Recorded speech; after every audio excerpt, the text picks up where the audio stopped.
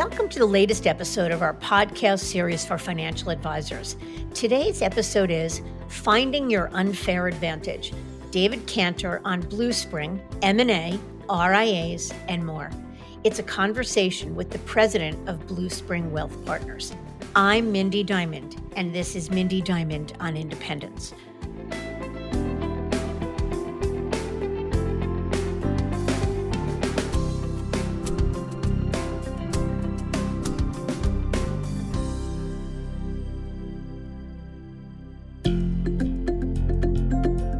This podcast is available on our website, diamond-consultants.com, as well as Apple Podcasts and other major podcast platforms.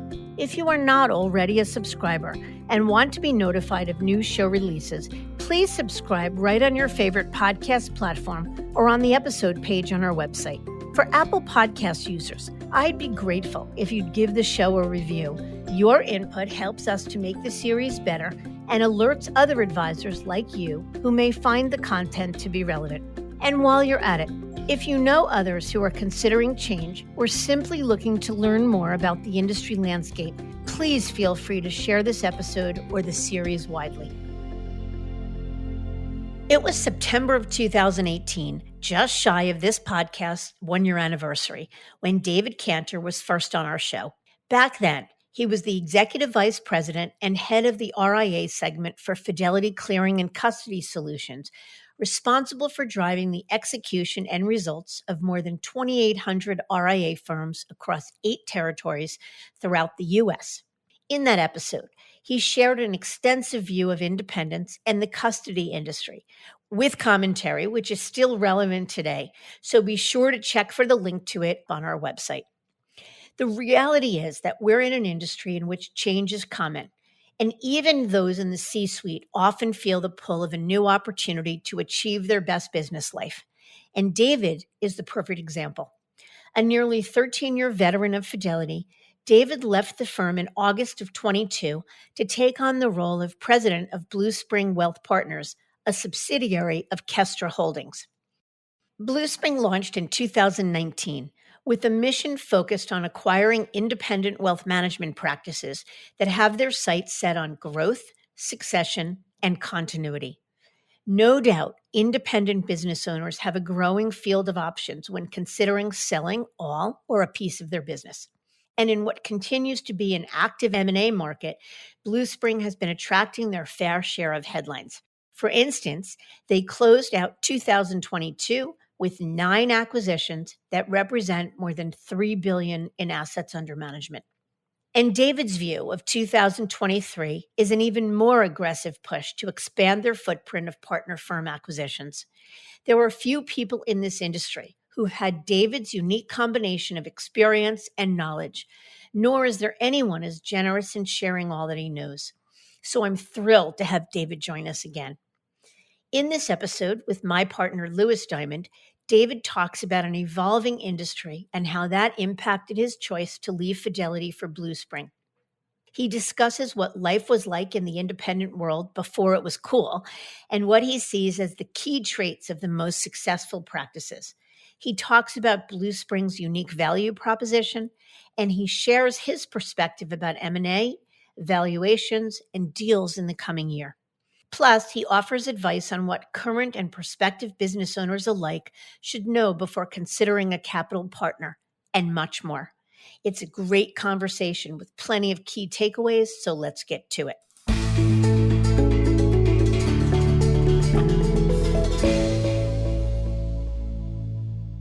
David, thanks for joining us today. Louis, my pleasure. Really happy to be here, honored to be here, and excited for our conversation. Yeah, back for the second round. Let's dive in, though. Can you tell us just about your background and career arc? Well, thanks, Louis. You know it well, but I've been in the RIA space for, almost 30 years, probably coming up on 28 years. I've had many roles. I've been a lawyer. I've worked at 2 advisory firms before Bluespring, and I worked at 2 platform providers, most recently almost 13 years at Fidelity. Perfect. And so you said you were an attorney. Can you explain how that led into the RIA channel? Yeah, I was practicing law in the Bay Area and got exposed to the Advisors Act when I was in private practice. And then I was fortunate enough to continue that along the way, helping firms become RIAs before this whole RIA craze became in vogue as it is today. So I like to say that I've been sort of playing in the nightclubs and bars of the RIA profession long before it was an overnight success. I think that's definitely true. Yeah, you were, some would call it a trendsetter, maybe. Well, either I was a trendsetter or I rode the wave. And boy, has that wave continued to crest with no signs of stopping, by the way. And I know we'll get into that. Absolutely. And perfect segue too, because before you joined Bluespring, and the last time you were gracious enough to come on our show, you were the head of the RIA segment for major RIA custodian Fidelity Institutional. Can you just explain what your scope of responsibilities were there and how you helped Fidelity over the years? Yeah, sure. And actually, at the time I transitioned from Fidelity, I was looking after not only the REA business, but also the family office business, which is a fascinating business as well. So I was there at Fidelity for, as I said, almost 13 years and had sort of an ever increasing scope of responsibilities. I think we first met each other when I was heading up the practice management function. And then I was looking after the business and businesses from a P&L responsibility.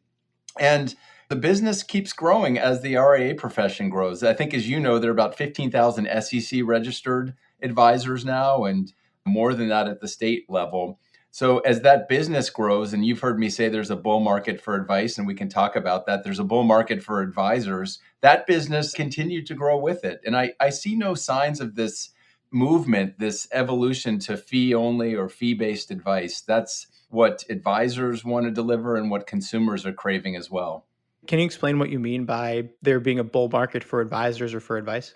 I'm glad you asked me that follow up because it's easy to just to say a bull market for advice, but the numbers prove it out. My favorite report, and you've probably heard me say this often in the RIA space, is something called the Investment Advisor Association Snapshot Report. They do this in partnership with National Regulatory Services. But what they do is they look at ADV data and they examine it and they dissect it. They look at it from many lenses, if you will.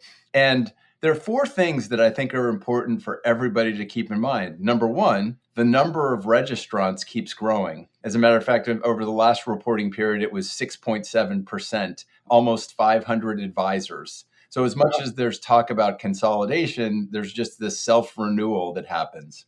The second thing is the number of investors that are seeking advice continues to grow. It's both from an institutional and an individual perspective. The third thing is the assets that are looked after by RIAs continues to grow. And then the fourth thing that I think that we all need to keep in mind is that as part of this renewal, there are still more advisors that are entering the profession. So everyone talks about the fact that there's a talent shortage. And by the way, there is, but there's this continuing entrance to the profession, which I think is very positive. So, it's still early days, but all the emphasis that some of us have put on educating this next generation of talent, I think will start to bear fruit. Yeah, and I think we'll hit on a number of things you said as we progress through the episode, but it sounds like you're saying that there's more RIAs, more advisors, and more investors to service, which is a good thing. It means the pie keeps growing, but it also probably means that advisors have to be better about sticking out because even as there's a lot of consolidation, there's newer and newer entrants coming in. Even though there might be more clients to serve, there's still a lot more folks that advisors have to stand out against. Do you agree with that? I absolutely do. I mean, I think the firms that are growing, and we'll talk hopefully about some of what those attributes are, need to stand out in, an increasingly crowded marketplace. Absolutely. Let's talk a little bit more about the custody business because it's changed a lot over the last few years with zero trading commissions or just about zero trading commissions, the Schwab TD Ameritrade merger, rapidly changing interest rate environment. So I'm curious to hear just your thoughts on the custody marketplace as a whole. And while you're at Fidelity, and I know you're still a Fidelity client today with Bluespring, where did you see Fidelity fitting into this? Sure. And as you know, I have transitioned from the firm, but I'm a very big supporter, a proud supporter, a raving fan of Fidelity. And, I just think the work that Fidelity and others in the profession do is so important. But yes, the REA custody, the custody business has changed.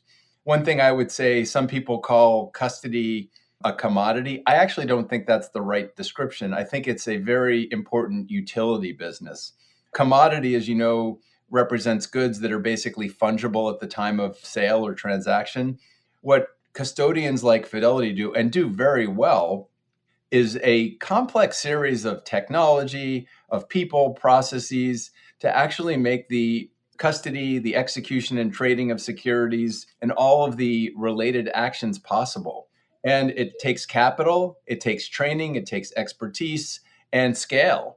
And I think that's why I think it appropriately fits the definition of a utility.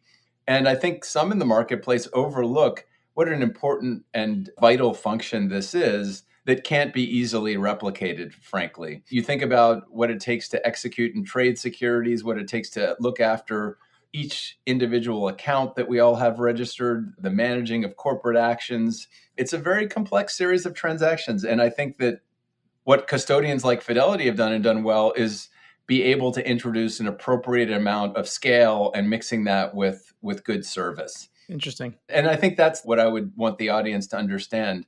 Scale and service are what make this, a very good business for advisors to have their back office co-looked after. And I think that's the future, quite frankly, as the industry and folks like Fidelity have worked to drive costs down for consumers. And do you see the role of the custodian changing? I think the role of the custodian has frankly been very stable over time, just doing it with increasing scale and trying to introduce, fewer costs to the consumer. Got it. And one last question on custody, and then we'll pivot to your current profession. But curious to hear your take on Goldman's RIA custody launch, and then even other custodians like LPL and Raymond James and Altruist and Axos and a bunch of other ones that are all trying to gun for similar market share. Well, I think that what these newer market entrants see is what we just began this conversation. There is growth in the RIA marketplace. There's a bull market for advice, and these newer entrants want to be a part of this. What I think they'll find, and maybe they're finding now, is that in addition to the technologies that's required, it's a different kind of relationship. It's not just a one-to-one consumer to provider. It's the taking into account the intermediary relationship requires expertise and a more detailed set of policies, procedures, technology, and so forth.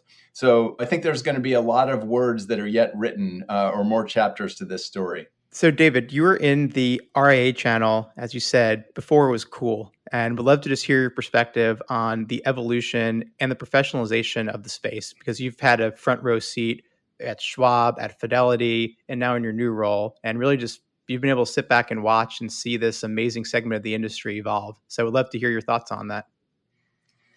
Yeah, Louis, the breakaway trend is far from abating. I think back to our conversation about the renewal in the profession, we're going to continue to see a steady state of advisors going independent because they want more flexibility in the way they serve their clients. And actually, the last time I was on this podcast, we talked about this. And so I think with the industry evolving and the introduction, quite frankly, over the last 5 years in particular, of more and more private capital to the space, this is having an effect on the professionalization of these businesses. I think an important thing I would note is that historically, these businesses were set up simply to serve clients and delight clients and grow. The change that I'm perceiving is now you're seeing the evolution of these businesses into platforms. And the difference between an advisory business and a platform is that the platform is designed to provide leverage to the advisor with an increasingly broad set of capabilities and services. So I think that is what we're seeing is the business versus platform dichotomy is starting to evolve, and that is leading to more and more professionalization. Interesting. And you mentioned the breakaway segment, but do you see the role of the breakaway advisor in the space changing? Or put another way, are there platforms or capabilities that are happening within the RIA channel that is going to contribute to more breakaway advisors in the future? I do. I think that all of this goes back to, and you have a front row seat, if not the best front row seat, is just the mosaic of choice that advisors have. If they're leaving what we call a captive environment like a wirehouse, you can start your own firm, you could align with an outsourcer, you could go into an existing platform, you can work in an environment where you're just an independent contractor. Many of these choices have been around for a long time. It's just that the scope and the services and frankly, the degree of choice is expanded. Absolutely. I completely agree with you. The choice is what's driving a lot of the movement, but also the support and infrastructure that's available. It's not just, hey, let's build it brick by brick like we used to have to, or let's go to a broker dealer. It's everything else that's in between. And certainly a Bluespring is one of those market participants that helps not only to help people establish their business, but also provides a really attractive exit opportunity. And I would assume that's probably part of your perspective as well. Is you mentioned the influx of private capital, but it's not just how do I build my business, it's how do I sell it or how do I exit it and how do I transition the business. And from where I sit, there's more options, there's more compelling choices for those looking to exit than ever before. It's not just an internal transaction like it used to be. That's absolutely right. And in fact, that's a great observation, Lewis. And I think there's 7 choices. So maybe during this conversation, I can tell you what I think the 7 are. Would love to see if you agree with me. Let's go. Bring it on. What are the 7?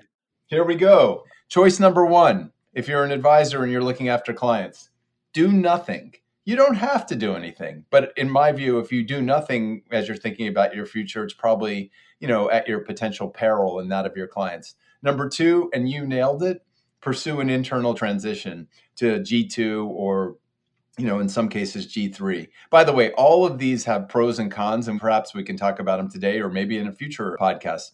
Choice 3, sell a minority stake. That's a pure capital transaction. And again, pros and cons. Choice 4, sell a majority stake, but maintain full or close to full operational control. And that can be harder to do when you do a majority stake.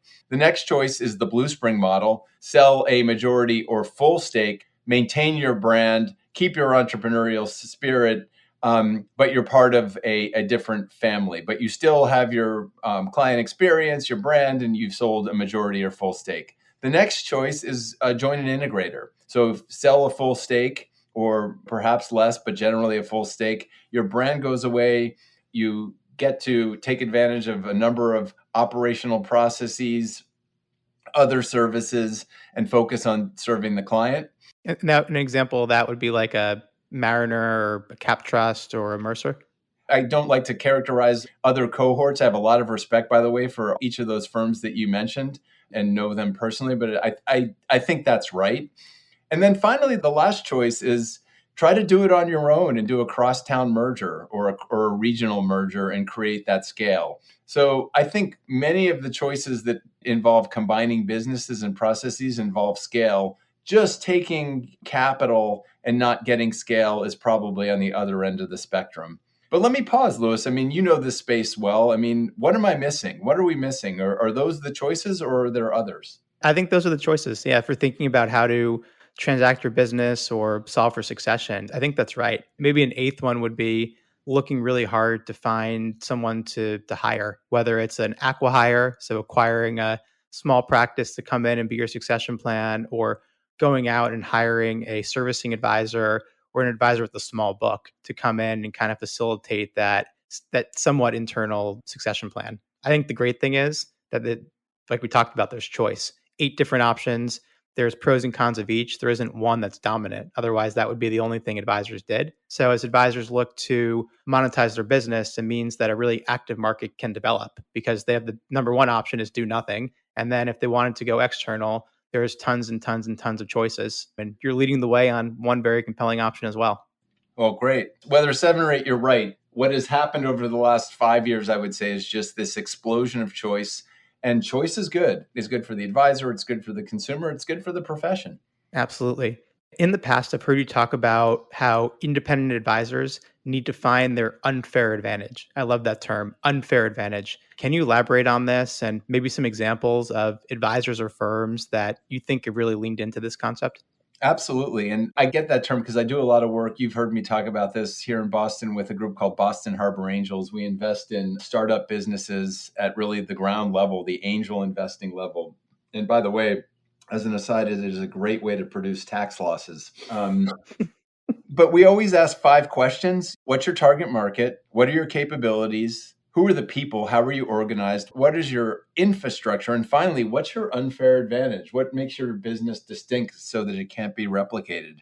And I just think that is a question that applies to really any business, whether you're in the wealth management space or running a lemonade stand, for crying out loud. By the way, most lemonade stands, your unfair advantages, well, the block better than anyone else where you're operating that lemonade stand. And I think that all advisory firms overlook the one unfair advantage that they have and often forget is that they know more about their clients' lives, their families of the clients from a financial, emotional, and other perspective than almost anyone, including the families themselves. So that's what I mean by an unfair advantage. So it's not just knowing what your unfair advantage is, but it's also, I would assume, leaning into it and investing in what that advantage is and maybe better articulating what it is to potential prospects and clients. Absolutely. I mean, we have a firm that's part of the Bluespring network called Curo Private Wealth, and they specialize in working with women in transition, with women who are going through any number of life events, including a divorce, and they lean into it. And that's, Hmm. one of their unfair advantages. We have, other firms in the Bluespring network that may have, a specialty working with a particular company and their benefit plan. So these are examples that I would say that are endemic, if you will, to an unfair advantage. That's great.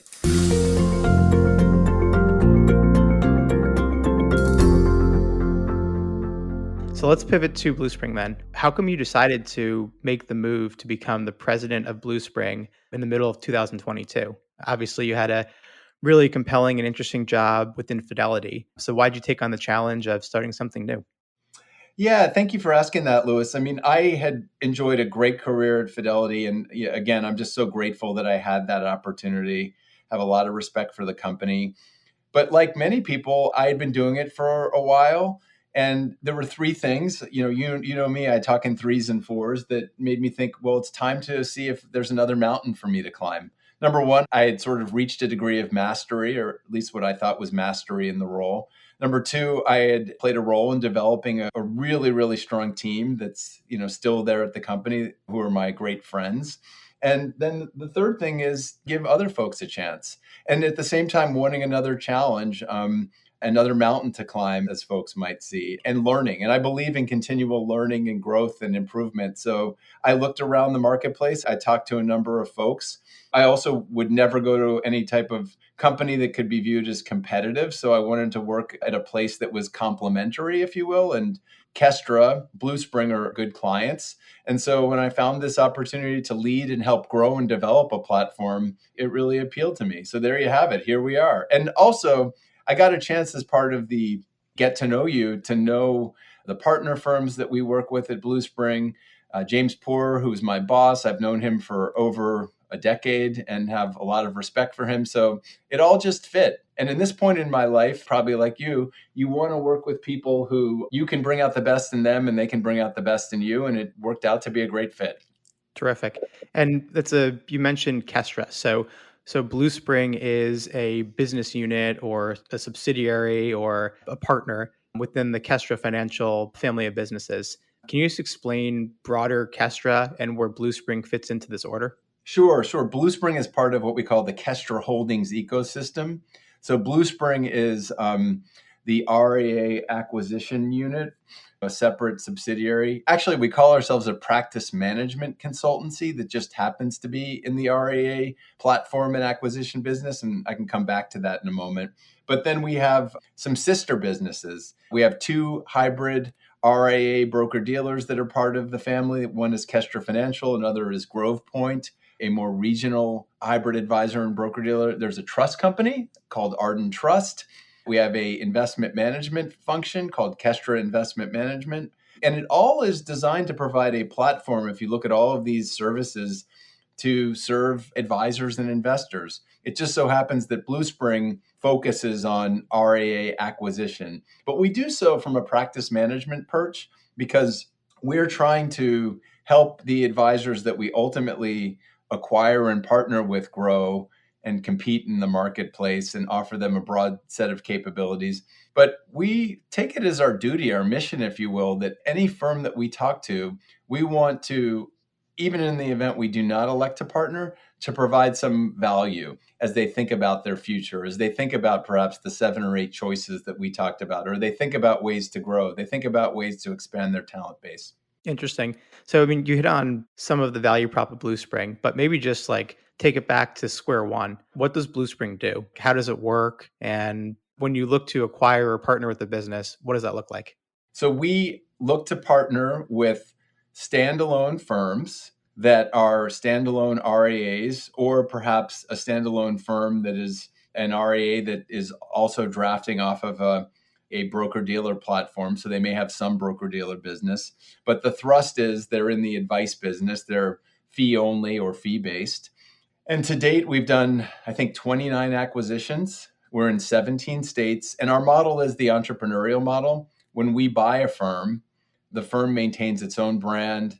The firm maintains its own client experience, its special sauces, if you will. But our goal is to just help them grow faster.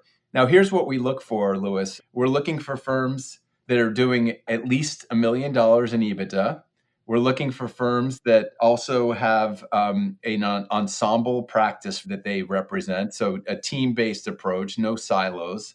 And then further, we're looking for firms that have not just G1 advisors, but G2, so that there is some built-in succession. And our goal, of course, is to help them grow and evolve in the marketplace. We also take a number of services off or functions off their plate so that we can make them more efficient. We like to say we're a time machine. What services does Bluespring provide? Many people can write a check, but what does someone get in return in addition to the capital? Yeah. So right off the bat, we take HR, we take benefits, we take financial controls, financial reporting, some technology tasks off the plate.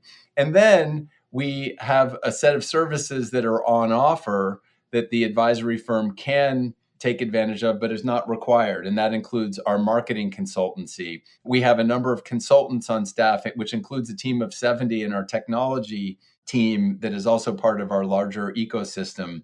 We also have an expanding set of what we call platform services that we're looking to build into our platform. And I didn't mention also on offer are our Kestra investment management function. So I mentioned our investment management expertise and our trust company. So a number of things we take off your plate right off the bat. And by the way, I forgot to mention talent acquisition, which is such a key focus right now in our marketplace. And then the other services are what we like to call on offer. We don't mandate anything that would disrupt the way our firms manage the client experience or deal with prospecting for new business. Got it. So I like that. The time machine, you are taking off their plates, we'll say the non-value add activities, or maybe the things that don't contribute to their unfair advantage. You're exactly right, Louis. We like to call them the defensive tasks, the tasks that don't implicate really that core unfair advantage, that core way of servicing clients and prospecting for new clients. Terrific. And just to clarify, so let's say Bluespring acquires an RIA or an independent practice. Are they maintaining their form ADVs and keeping their own RIA, or are they joining a centralized platform, meaning they're joining the Kestra corporate RIA, registering the Kestra broker-dealer, et cetera? How does that work? Well, interestingly, the answer is both. If we're acquiring a standalone RIA with their own ADV today, they maintain it. We don't change it. They don't fold into any other ADV or entity. But we have acquired some firms that are on the Kestra platform today that draft off of the Kestra ADV and broker-dealer services, and they stay exactly where they are. Very interesting. So if you partner with the firm that desires to keep their own RIA, are they still doing compliance, or is compliance transferred to Kestra or Bluespring? Great question. They still maintain responsibility at the local level for their compliance, but we are actually right now in the process of expanding our scope of services to support compliance. Very interesting. And that is a differentiated model, because many investors in the space, they would mandate joining a shared platform, or there's many financial buyers who are providing capital and maybe some strategic expertise, but you're not getting the full suite of services that you mentioned. So it seems like, and you probably agree, that it is kind of a one-of-a-kind model right now in the market. We certainly feel this way because before Bluespring was started, and Bluespring's a new company. It's coming up on 4 years. It was founded at the beginning of 2019. The team surveyed the marketplace and took a look at what advisors really were looking for. And as you know, there's been a lot of choice, but the team made a very conscious choice to really address three things. Again, here I am, Canter in threes. Founders wanted to have a solution where they could maintain their brand, maintain their special sauce. They wanted to provide an avenue to transition the business, especially those that operated on Ensemble that had G2, but they didn't want to get paid out of their own cash flow. And then third, they wanted to, while maintaining, what they do best, to take some of those defensive tasks that we talked about off their plate. So that's how Bluespring was carefully curated, designed, and crafted. It sounds like advisors who may consider partnering with Bluespring, they're doing it for a multitude of reasons. One might be to take chips off the table for succession planning, but with the group that already has a built-in G2, and you said instead of using cash flow, meaning instead of just paying an advisor out over a couple of years from the cash flow of the business, instead it's external capital coming in and basically writing a much larger check day one without the business really paying for the transaction itself. That's kind of one use case. The second one, I would assume, are folks that maybe have hit a ceiling on the complexity of their business and they're bogged down with running the day-to-day and they want a partner to take stuff off their plate. Is that accurate as two use cases for who partners with Bluespring? And are there any other archetypes or types of situations where someone would consider transacting with you?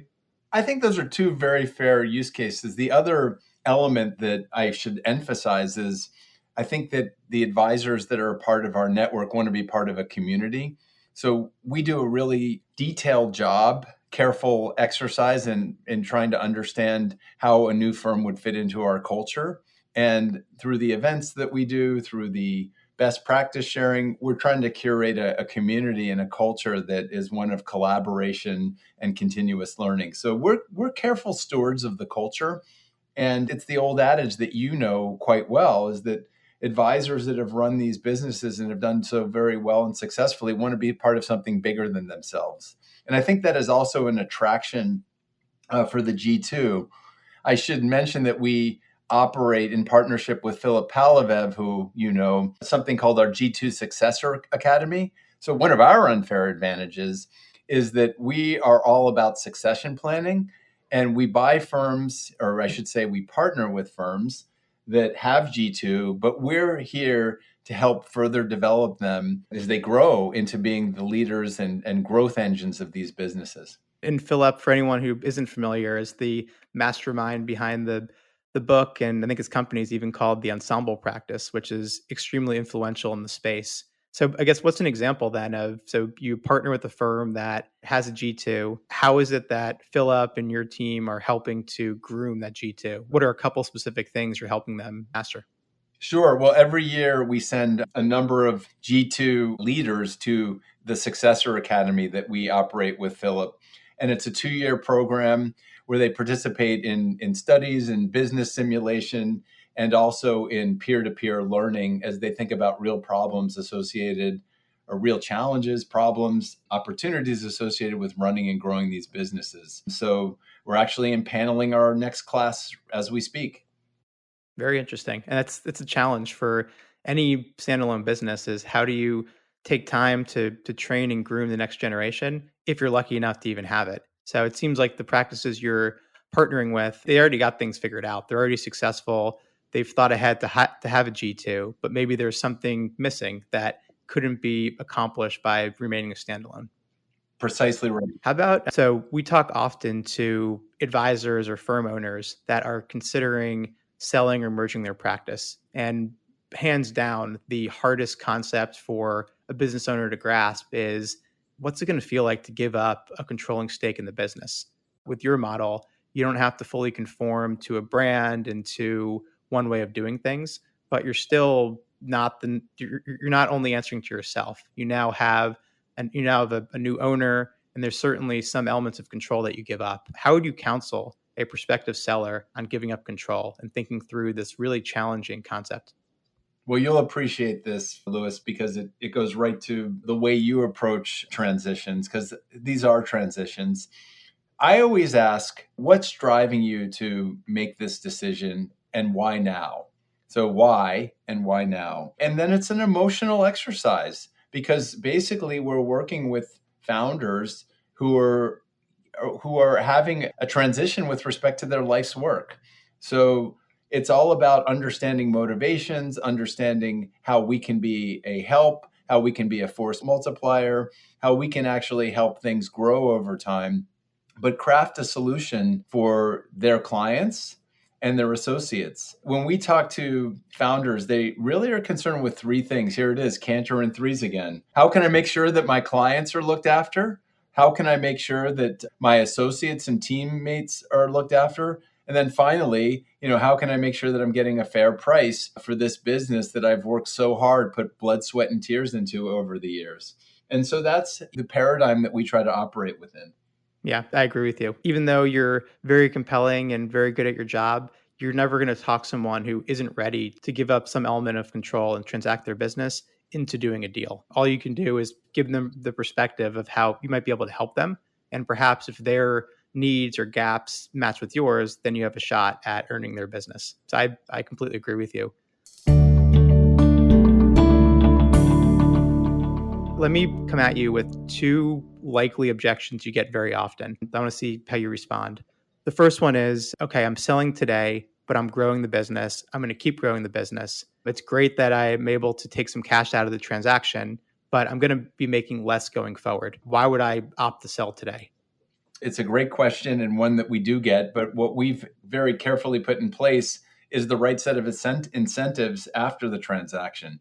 Because most entrepreneurs, perhaps every entrepreneur that we've ever talked to says, hey, I want to get a fair price for the business I've created, but everyone wants a second bite at the apple, in some cases, the third bite at the apple. So we've put in place something we call our growth incentive plan, which gives the founders, the business owners, in many cases, the G2s, who may or may not have been owners at the time of transaction, a chance to participate in the ongoing growth of the business. So it's an important issue, and it's one where we have put a lot of thought into because there needs to be alignment going forward. So that's our tool, if you will, to help answer that question. We have other tools, though. As I said at the outset, our model does give entrepreneurs the chance to retain some degree of control in the existing business so they don't have to transact all immediately. So that is one way to have another bite at the apple as well. Very interesting. In your model, you are still allowing for the acquired firm to own some equity in their business or own some cash flow. Or once advisors sell to Bluespring, are they on a salary and then they participate in this growth incentive plan? How does that work? So the answer is when you sell to Bluespring, in all cases, you become not just an employee of Bluespring, but at an appropriate time, the growth incentive plan will come into play.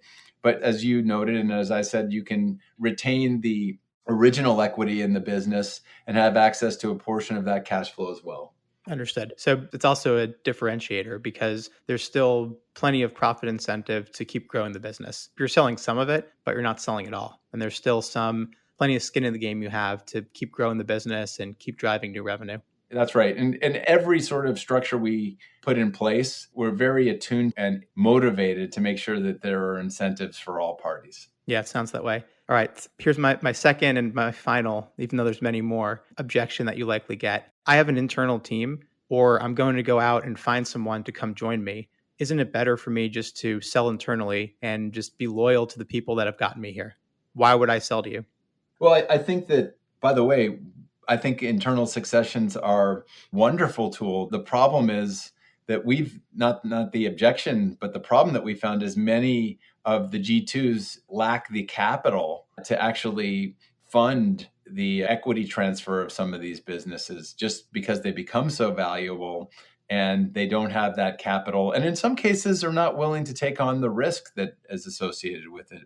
That's why we believe our model is very helpful because an owner can transact. We can put in place for not just the owner, but the G2s, this growth incentive plan, or we found creative ways how we can actually assist in some transfer, a small amount or a larger amount of equity at the time of transaction. So the G2s can have a bite at the apple at that point. So I guess I should really emphasize, we've been sort of talking around this. Ours is a flexible deal structure. We realize that you can't just craft deals, within a template or out of a box. So we like to, collaborate with firms that we're looking to partner with so that we can make sure that everybody's concerns, needs, and desires are accounted for. I like that. And I think another way to think of it too is with if you transact with Bluespring, it's still kind of a form of an internal succession plan. You're just bringing in some external capital and external resources to bolster the transaction. That's right. I like it. Okay, so over the years, you've personally watched and supported at Fidelity and at Schwab many of the major acquirers, probably all of the major acquirers, and you've encountered really all of them throughout your travels. I'm curious to hear your take on where Bluespring's model fits into this broader ecosystem, given there's so many different options for those looking to sell their business. And it seems like there's new acquirers and new, very well capitalized platforms out there that are gunning to buy or partner with similar firms. So where does Bluespring kind of fit into the universe? Yeah. Well, as we talked about earlier in our 7 or 8 choices, we're right there in the middle. We are a platform. We enable you to sell your business, a majority interest or the full business, but we have a whole bunch of services that we provide you or put on offer. And you get to maintain your entrepreneurial spirit and your brand. So we're right there in the middle. We like to think we're the Goldilocks choice. But the great thing is there are a lot of choices. And this year we'll close the year having done 8 transactions. So a record number of transactions for us, and the future looks bright. What's an example of a transaction that you think either you're especially proud of, or one that was just kind of an interesting story that represents what Bluespring's about? Nobody wants to say a favorite, but how about this, Louis? I don't know when this podcast will drop, but here we are at the end of 2022. And I think we're going to drop a press release next week with our last transaction of the year that we're quite proud of. Okay, I like it. So I'll wait to see the press release. How about with all the acquirers in the market, do you think the market is oversaturated with buyers, or do you think there's the right number right now, or maybe not enough? It's funny, you asked a question that Philip Palivev asked me last week. I happened to have been speaking to a group of his G2 alumni in Austin. And my response was, define oversaturation. I think that there's just phenomenal opportunity out there. There's phenomenal opportunity because markets go up, markets go down. But as we said, the number of advisors continues to be self-renewing. And as you know, this year perhaps we'll end the year, let's say north of 200 transactions in the RIA space. But you're going off a denominator of around 30,000 if you include SEC and state registered advisory firms. So there is a secular opportunity just with the aging of some of these founders. And I see no slowing down, quite frankly. Yeah, so it's not a depleting oil well because there's constantly new firms that are created. And as one gets bought up or shuts down or transitions out of the business, there's probably 3 more that are going to replace them in the market. I think that's right. And founders have to think about their future. And the great news is they are. And they're not just waiting for what my good friend Mark Hurley called, believe it or not, over 10 years ago, that white swan event. That the minute they magically think they're going to retire, that this white swan is going to appear and buy their business at top value. Yes, that can happen because there are any number of white swans like Bluespring out there. I kind of like the sound of that, by the way, a white swan landing on a Bluespring. But you just have to think about your future in those 7 or 8 choices that we talked about earlier in this discussion. So you mentioned the value of a business. So any business owner, any advisor probably loses some sleep at night thinking about the value of their business. Has it reached a peak? Is it going to drop? What are valuations at? So we're recording this podcast very end of 2022. Can you just comment on valuations overall? Obviously, I'm not going to pin you on what multiples Bluespring paying, and obviously that's private and a lot of factors influence it, but maybe just directionally or trend-wise, where are valuations now relative to the past, and where do you see them going? I think valuations are strong. And I think that it's just an indication of where these businesses have been and continue to go. As you know, they're steady cash flow businesses. Markets go up, markets go down. This has been a market in 2022 that at least the equity markets and in some cases the bond market has had some challenges. But I do believe that the market has a nice steady heartbeat, and I think that for good businesses in the RIA space, meaning those that are growing businesses, they'll command very, very fair and full value. And do you think there's room to run on valuation, or do you think we're at a high point for a while now? I think that there is, every situation demands its own, examination, quite frankly. So I'm not the person to ask about sort of year over year trends in all of the transactions, because I don't think anyone really collects that data. Perhaps if there was a consortium of investment banks that shared, but I see, this is a very good market for both advisors that are looking to transact and for firms like ours that are looking to transact. Yep, I would agree with you. Let me ask you a question about just, let's say, the mindset around valuation. So many advisors who are weighing the possibility of breaking away from a captive firm, they're doing so focused more on the long term. They're thinking about the value of their business, their enterprise value, and they're doing it knowingly, really not taking a large upfront check, kind of taking the short-term liquidity of a recruiting deal from any number of firms. But a major part of this is expecting or thinking about selling the business in the future. So ideally selling it for a really high value. How would you counsel someone who is thinking of breaking away and saying, how do I know that these high valuations are going to be there in the future? What would you say to that? I think here we go, Canter in twos, not threes. Focus on having a sustainable, growing business. So growth is the elixir, and you know that better than anybody, Louis. But then back to what we've been talking about, do the steps that are necessary to professionalize your business, understanding your P&L, understanding how investments in the business will move the needle, and focus on your talent. So maybe I did manage to get three in there: growth, professionalizing in all aspects, and focus on talent. Because remember, as we all know, it's that talent that these advisory firms maintain, whether it's the founding principal or up and down that value chain, that really powers these businesses. Got it. So it sounds like if you do the right things, you focus on how to run a really good business, then it sounds like you think the rest of it will take care of itself. So I shouldn't worry that 5 years from now or 10 years from now, valuations are going to be low. I guess no one can know that. You're saying just think about what you can control and good things tend to happen.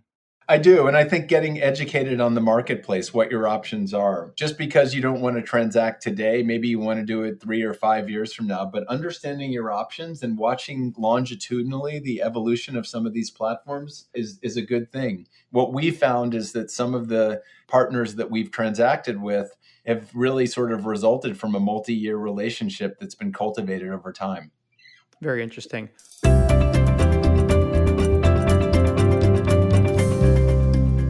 One last question for you. If you were counseling a firm or an advisor who was going to break away and they were considering a sale in the future, because everyone should really think about their business as a business, and part of that is transacting the business in the future, whether it's to an internal team or to an external buyer. What would be a couple pieces of advice you would give to this future seller? Number one, focus on the team. Do you have a multi-generational, cross-functional team that serves clients in a true ensemble? Because that's going to increase the value of your firm, but it's also going to really demonstrate that you have a succession plan, not just for equity and operational purposes, but for client services purposes. And maybe that goes to the operational piece. Number two, focus on your growth engines. How are you growing the business sustainably over time and consistently? Where are your drivers? Are they from centers of influence? Are they from client referrals? Maybe a mix of the both. And maybe you're focusing on other lead generation tactics such as digital marketing. And then the last piece of it is continue focusing on how you are operating the business and what that looks like if you're going to transact going forward. But those are, I think, the easy ones. And a great example is a firm that I think I talked about on the last time I was on your podcast, which is a firm called Core Financial in New York City. That's the way they exited the wirehouse environment and transitioned. And they were sort of almost tailor-made because they were multi-generational, they were a growing business, and they thought about what their unfair advantage was. So don't overlook the unfair advantage either, I guess. Yeah, that's how you're going to stand out against the crowded field. That's terrific, David. Thanks for coming and sharing your wisdom. Cheers.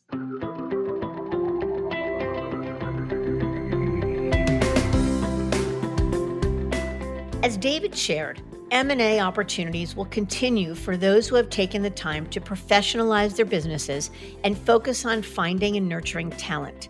But ultimately, demonstrable growth is the elixir for the right capital partnerships. I thank you for listening. And I encourage you to visit our website, diamond-consultants.com, and click on the Tools and Resources link for valuable content.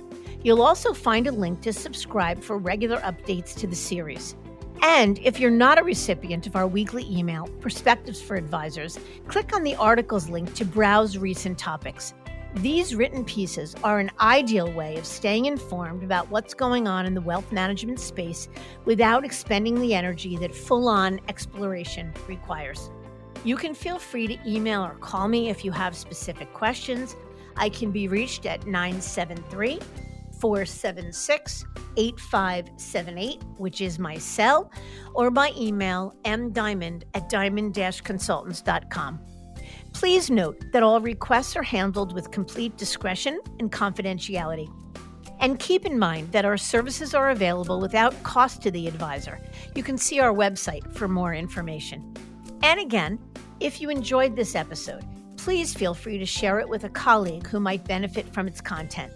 If you're listening on the Apple Podcasts app, I'd be grateful if you gave it a star rating and a review. It will let other advisors know it's a show worth their time to listen to. This is Mindy Diamond on Independence.